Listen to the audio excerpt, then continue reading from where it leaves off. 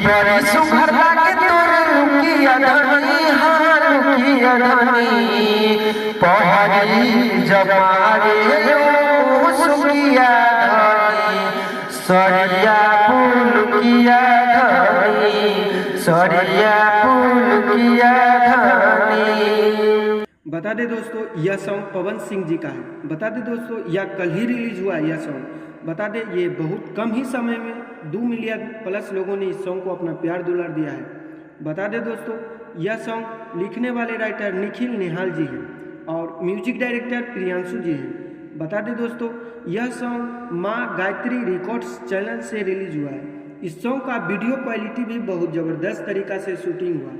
बता दें दोस्तों आप लोग इस सॉन्ग को एक बार जरूर सुने और अपना प्यार दुलार जरूर दें। इसी प्रकार से भोजपुरिया से रिलेटेड जानकारी पाने के लिए हमारे चैनल को सब्सक्राइब करें और नए नए वीडियो पाने के लिए हमारे चैनल से जुड़ें। धन्यवाद।